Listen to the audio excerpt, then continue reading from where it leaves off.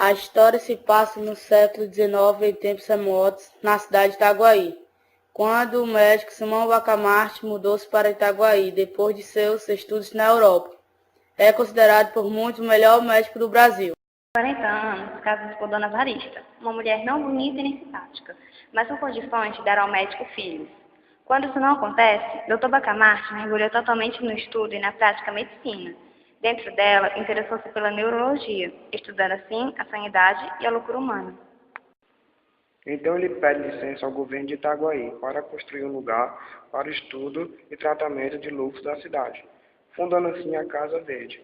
Logo, o Dr. Bacamarte passou a estudar seus loucos da Casa Verde, arduamente. Sua esposa logo caiu em melancolia. Então o Dr. Simão a oferece uma viagem ao Rio de Janeiro, junto com a tia e a mulher do Boticário Soares, em uma comitiva. Foi então que os dois mudaram a Itaguaí. Com a presa de Costa, o povo ficou surpreso. Afinal, Costa era um homem são. Quando a prima de Costa foi pedir por ele, acabou sendo preso também. Depois, a próxima vítima foi Mateus, um homem que apenas tinha uma bela casa.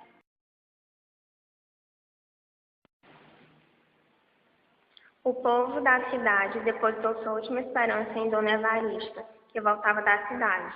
Mas quando isso não resultou em nada, um grupo liderado pelo barbeiro rebelou-se contra Dr. Simão, gritando contra ele e sua Casa Verde.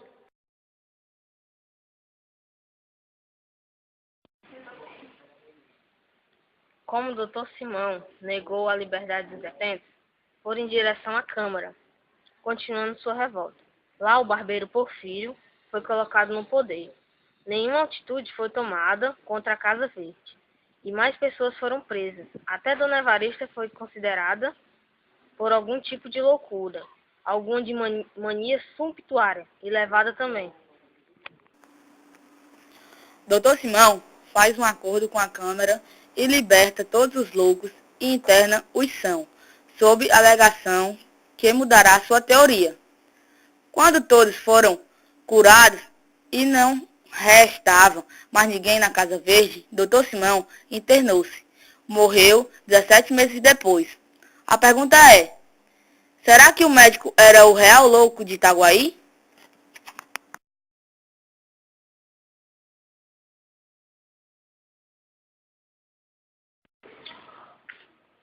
Conto ou novela.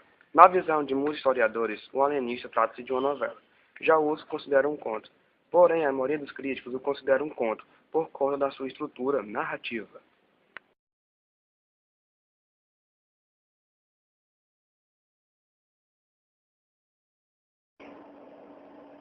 Para um conto, é uma história que possui muitos personagens, cada um representando anomalias e virtudes de um ser humano.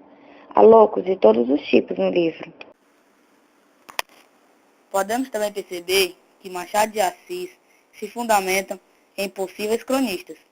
Em vários momentos, ele se refere aos cronistas, como no início e no fim do livro. Por exemplo, a narração é feita em terceira pessoa, baseando nas citadas crônicas.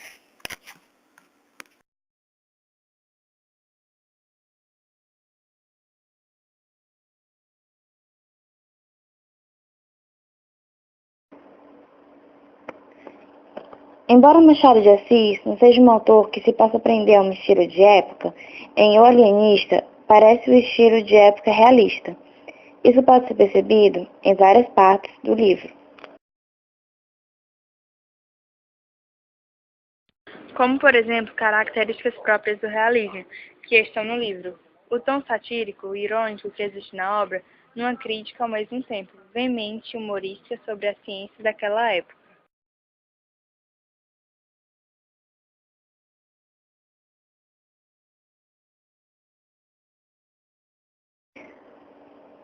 Joaquim Maria Machado de Assis nasceu em julho de 1839. Mestiço, de origem humilde, ficou conhecido por seus contos e romances, principalmente os vinculados ao realismo e naturalismo.